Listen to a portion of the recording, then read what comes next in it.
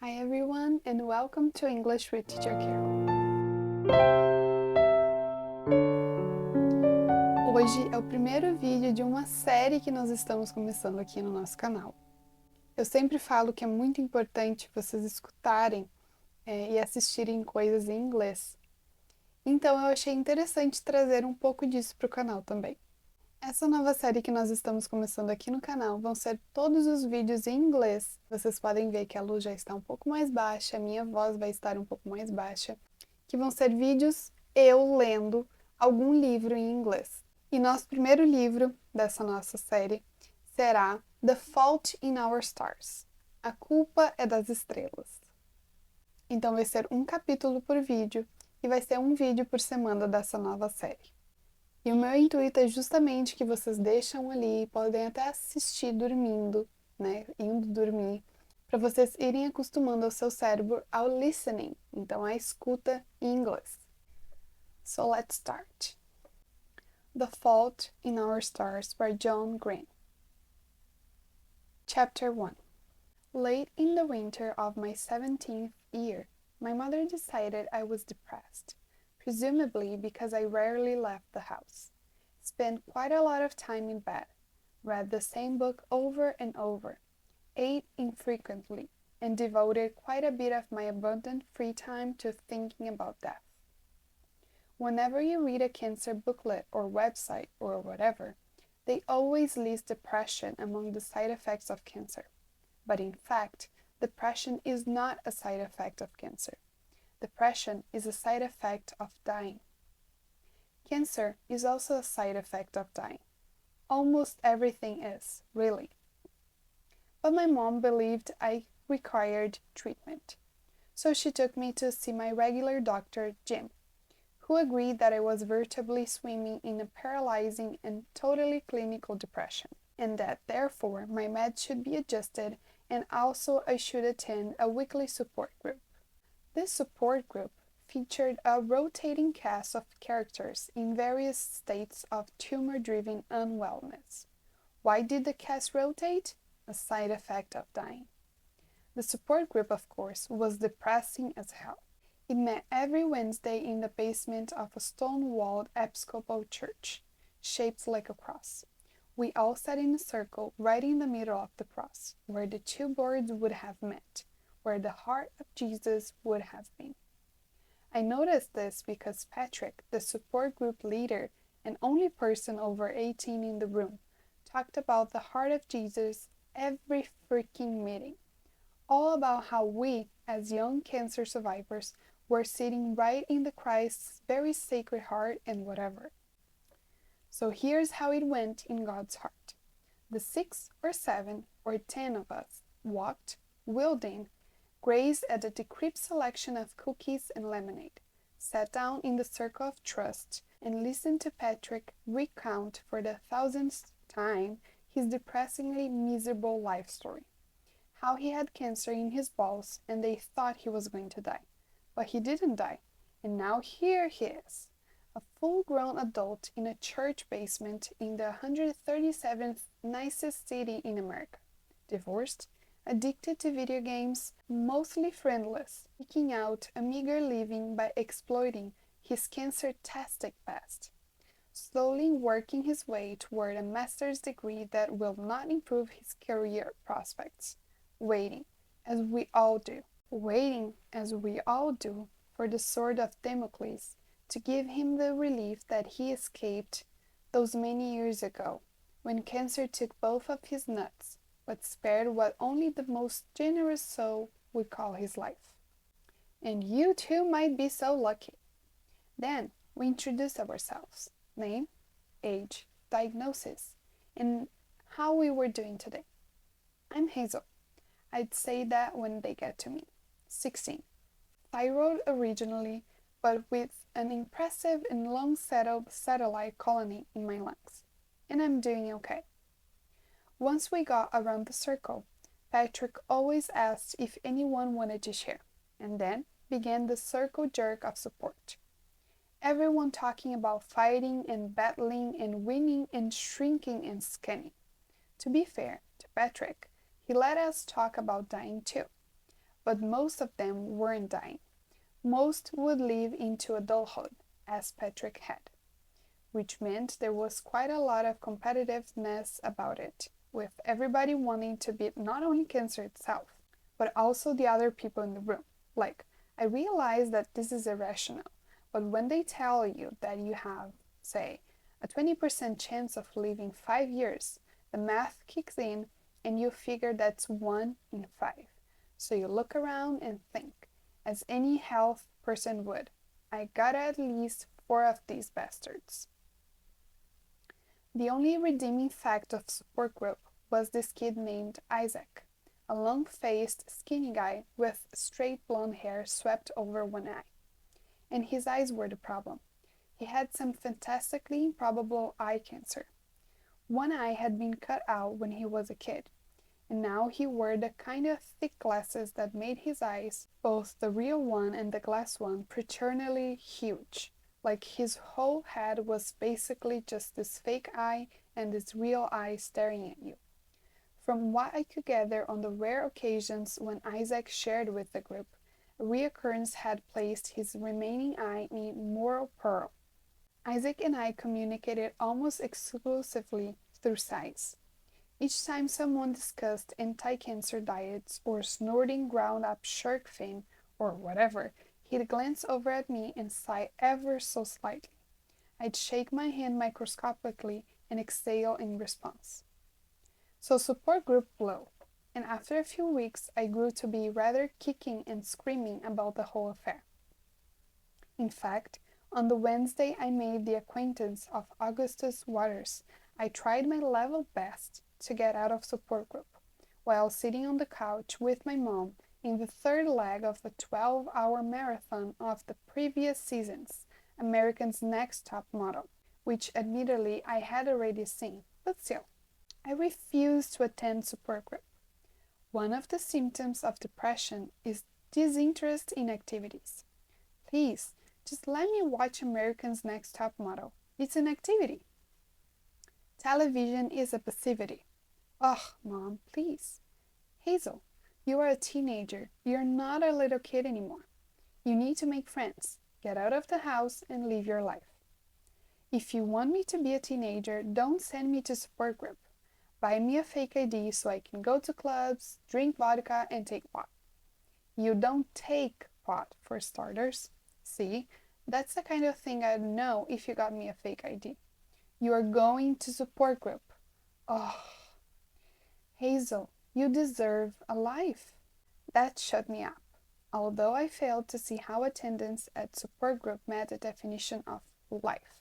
Still, I agreed to go. After negotiating the right to record the 1.5 episodes of American's Next Top Model I'd be missing. I went to support group for the same reason that I'd once allowed nurses with a mere 18 months of graduate education to poison me with exotically named chemicals. I wanted to make my parents happy. There is only one thing in this world shittier than biting it from cancer when you're 16, and that's having a kid who bites it from cancer. Mom pulled me into the circular driveway behind the church at 4:56. I pretended to fiddle with my oxygen tank for a second just to kill time. Do you want me to carry it in for you? No, it's fine, I said. The cylindrical green tank only weighed a few pounds, and I had this little steel cart to wheel it around behind me. It delivered 2 liters of oxygen to me each minute through a cannula, a transparent tube that split just beneath my neck, wrapped behind my ears, and then reunited in my nostrils. The contraption was necessary because my lungs sucked at being lungs. I love you, she said as I got out. You too, Mom. See you at 6. Make friends, she said, through the roll-down window as I walked away. I didn't want to take the elevator because taking the elevator is a last days kind of activity at support group, so I took the stairs. I grabbed a cookie and poured some lemonade into a Dixie cup and then turned around. A boy was staring at me. I was quite sure I'd never seen him before. Long and leanly muscular, he dwarfed the model plastic elementary school chair he was sitting in. Mahogany hair, straight and short. He looked my age. maybe a year older, and he sat with his tailbone against the edge of the chair, his posture aggressively poor, one hand half in a pocket of dark jeans. I looked away, suddenly conscious of my myriad insufficiencies. I was wearing old jeans, which had once been tight, but now sagged in weird places, and a yellow t-shirt advertising a band I didn't even like anymore. Also my hair. I had this page boy haircut, and I haven't even bothered to brush it. Furthermore, I had ridiculously fat chipmunk cheeks, a side effect of treatment. I looked like a normally proportional person with a balloon for a head. This was not even to mention the Kenko situation, and yet I caught a glance to him, and his eyes were still on me. It occurred to me why they call it eye contact. I walked into the circle and sat down next to Isaac, 2 seats away from the boy. I glanced again. He was still watching me. Look, let me just say it. He was hot. A non-hot boy stares at you relentlessly, and it is at the best awkward and at worst a form of assault. But a hot boy, well. I pulled out my phone and clicked it so it would display the time. 4:59. The circle filled in with the unlucky 12 to 18s, and then Patrick started us out with the serenity prayer. God, grant me the serenity to accept the things I cannot change, the courage to change things I can, and the wisdom to know the difference. The guy was still staring at me. I felt rather plushy. Finally, I decided that the proper strategy was to stare back. Boys do not have a monopoly on the staring business after all. So I looked him over as Patrick acknowledged for the 1000th time his baldness, and soon it was staring contest. After a while the boy smiled, and then finally his blue eyes glanced away. When he looked back at me, I flicked my eyebrows up to say, I win. He shrugged.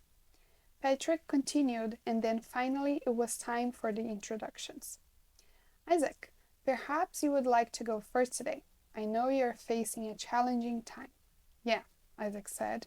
I'm Isaac. I'm 17, and it's looking like I have to get surgery in a couple weeks, after which I will be blind. Not to complain or anything, because I know a lot of us have it worse. But yeah, I mean, being blind does not sort of suck. My girlfriend helps though, and friends like Augustus. He nodded toward the boy, who now had a name. So yeah, Isaac continued. He was looking at his hands, which he'd folded into each other like the top of a teepee. There's nothing you can do about it. We're here for you, Isaac, Patrick said. Let Isaac hear it, guys. And then we all in a monotone said, we are here for you, Isaac. Michael was next. He was 12. He had leukemia. He'd always had leukemia. He was okay. Or so he said. He'd taken the elevator. Lyda was 16, and pretty enough to be the object of the hot boy's eye. She was a regular in a long remission from appendiceal cancer, which I had not previously known existed, she said, as she had every other time I'd attended support group, that she felt strong, which felt like bragging to me, as the oxygen-drizzling nubs tickled my nostrils. There were 5 others before they got to him. He smiled a little when his turn came. His voice was low, smoky, and dead sexy. My name is Augustus Waters, he said. I'm 17. I had a little touch of osteosarcoma a year and a half ago, but I'm just here today at Isaac's request. And how are you feeling? Asked Patrick. Oh, I'm grand. Augustus Waters smiled with the corner of his mouth.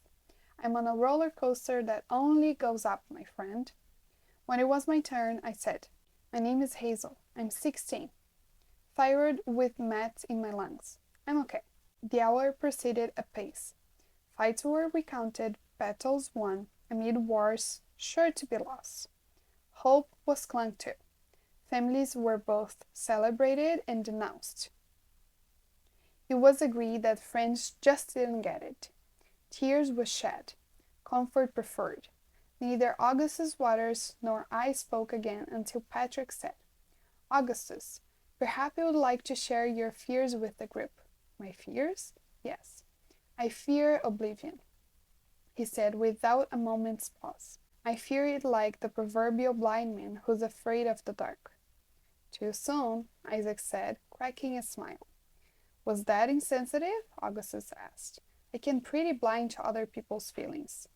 Isaac was laughing, but Patrick raised a chastening finger and said, Augustus, please. Let's return to you and your struggles. You said you fear oblivion? I did, Augustus answered. Patrick seemed lost. Would anyone like to speak to that?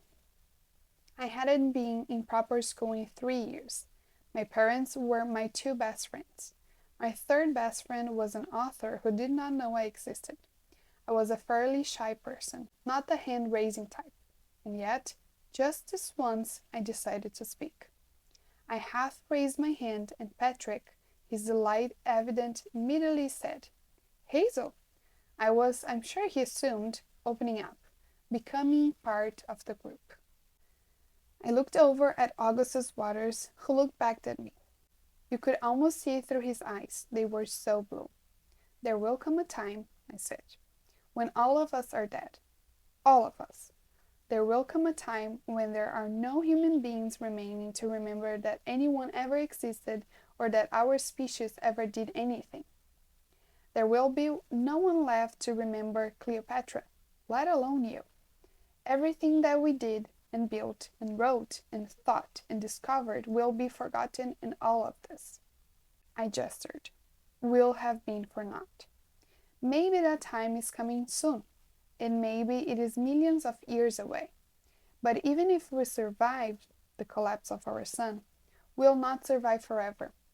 There was time before organisms experienced consciousness, and there will be time after. And if the inevitability of human oblivion worries you, I encourage you to ignore it. God knows that's what everyone else does. I learned this from my aforementioned third best friend, Peter Van Houten, the reclusive author of An Imperial Affliction, the book that was as a close thing as I had to a Bible. Peter Van Houten was the only person I'd ever come across who seemed to A. understand what it's like to be dying, and B. not have died. After I finished, there was quite a long period of silence as I watched a smile spread all the way across Augustus' face. Not the little crooked smile of the boy trying to be sexy while he stared at me, but his real smile. Too big for his face. God damn, Augustus said quietly. Aren't you something else? Neither of us said anything for the rest of the support group. At the end, we all had to hold hands. Patrick led us in a prayer. Lord Jesus Christ, we are gathered here in your heart, literally in your heart, as cancer survivors. You, and you alone, know us and we know ourselves. Guide us to life and the light through our times of trial. We pray for Isaac's eye, for Michael's and Jamie's blood, for Augustus' bones, for Hazel's lungs, for James' throat. We pray that you might heal us and that we might feel your love and your peace, which passes all understanding. And we remember in our hearts those whom we knew and loved and who have gone home to you. Maria and Cade and Joseph and Haley and Abigail and Angelina and Taylor and Gabriel, and it was a long list. The world contains a lot of dead people, and while Patrick droned on, reading the list from a sheet of paper because it was too long to memorize, I kept my eyes closed, trying to think prayerfully, but mostly imagining the day when my name would find its way onto that list. All the way at the end when everyone had stopped listening. When Patrick was finished, we said this stupid mantra together, living our best life today. And it was over. Augustus Waters pushed himself out of his chair and walked over to me. His gait was crooked like his smile. He towered over me, but he kept his distance so I wouldn't have to crane my neck to look him in the eye. What's your name? He asked. Hazel. No, your full name. Hazel Grace Lancaster. He was just about to say something else when Isaac walked up. Hold on, Augustus said, raising a finger, and turned to Isaac. That was actually worse than you made it out to be. I told you it was bleak. Why do you bother with it? I don't know. Kind of helps. Augustus leaned in so he thought I couldn't hear. She's a regular? I couldn't hear Isaac's comment, but Augustus responded. I'll say. He clasped Isaac by both shoulders and then took half step away from him. Tell Isaac about clinic. Isaac leaned a hand against the snack table and focused his huge eye on me. Okay, so I went into clinic this morning, and I was telling my surgeon that I'd rather be deaf than blind. And he said, it doesn't work that way. And I was like, yeah, I realize it doesn't work that way.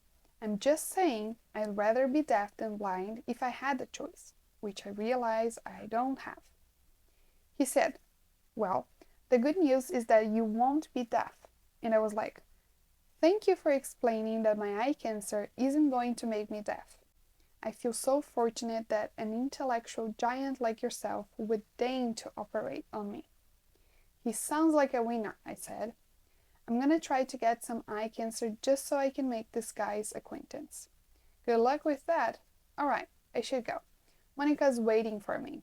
I gotta look at her a lot while I can. Counter your surgeries tomorrow? Augustus asked. Definitely. Isaac turned and ran up the stairs, taking them two at a time. Augustus Waters turned to me. Literally, he said. Literally, I asked. We are literally in the heart of Jesus, he said. I thought we were in a church basement, but we are literally in the heart of Jesus. Someone should tell Jesus, I said. I mean, it's gotta be dangerous, storing children with cancer in your heart. I would tell him myself, Augustus said, but unfortunately I'm literally stuck inside of his heart, so he won't be able to hear me. I laughed. He shook his head, just looking at me. What? I asked. Nothing, he said. Why are you looking at me like that? Augustus half smiled. Because you're beautiful. I enjoy looking at beautiful people. And I decided a while ago not to deny myself the simpler pleasures of existence. A brief awkward silence ensued. Augustus plowed through. I mean, particular given that, as you so deliciously pointed out, all of this will end in oblivion and everything. I kind of scoffed or sighed or exhaled in a way that was vaguely coughy and then said, I'm not you're like a millennial Natalie Portman. Like V for Vendetta, Natalie Portman. Never seen it, I said. Really? He asked. Pixie-haired gorgeous girls dislikes authority and can't help but fall for a boy she knows it's trouble. It's your autobiography, so far as I can tell. His every syllable flirted. Honestly, he kind of turned me on. I didn't even know that guys could turn me on. Not like in real life. A younger girl walked past us. How's it going, Elisa? He asked. She smiled and mumbled. Hi, Augustus. Memorial people, he explained. Memorial was the biggest research hospital. Where do you go? Children's, I said, my voice smaller than I expected it to be. Well, I said, nodding vaguely toward the steps that led us out of the literal heart of Jesus. I tilted my cart onto its wheels and started walking. He limped beside me. So, see you next time, maybe? I asked. You should see it, he said. V for Vendetta, I mean. Okay, I said. I'll look it up. No, with me, at my house, he said. Now. I stopped walking. I hardly know you, Augustus Waters. You could be an ex-murderer, he nodded. True enough, Hazel Grace. He walked past me, his shoulders filling out his green knit polo shirt, his back straight, his steps lilting just lightly to the right as he walked steady and confident on what I had determined was a prosthetic leg. Osteosarcoma sometimes takes a limb to check you out. Then, if it likes you, it takes the rest. I followed him upstairs, losing ground as I made my way up slowly, stairs not being a field of expertise for my lungs. And then we were out of Jesus' heart and in the parking lot. The spring air just on the cold side of perfect, the late afternoon light heavenly in its heartfulness. Mom wasn't there yet, which was unusual, because Mom was almost always waiting for me. I glanced around and saw that a tall, curvy brunette girl had Isaac pinned against the stone wall of the church, kissing him rather aggressively. They were close enough to me that I could hear the weird noises of their mouths together, and I could hear him saying, "Always," and her saying, "Always," in return. Suddenly, standing next to me, Augustus half whispered, "They're big believers in PDA." "What's with the always?" The slurping sounds intensified. Always is their thing. They'll always love each other and whatever. I would conservatively estimate that they have texted each other the word always 4 million times in the last year. A couple more cars drove up, taking Michael and Lisa away. It was just Augustus and me now, watching Isaac and Monica, who proceeded apace as if they were not leaning against a place of worship.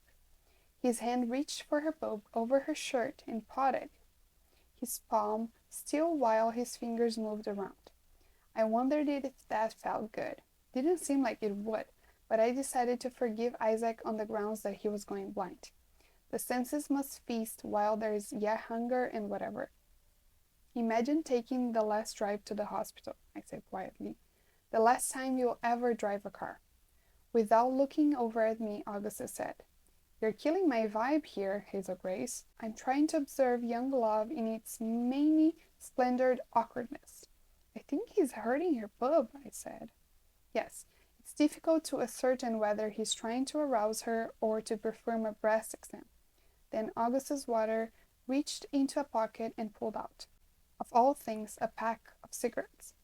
He flipped it open and put a cigarette between his lips. "Are you serious?" I asked. "You think that's cool?" "Oh my God, you just ruined the whole thing." "Which whole thing?" he asked, turning to me. The cigarette dangled unlit from the unsmiling corner of his mouth.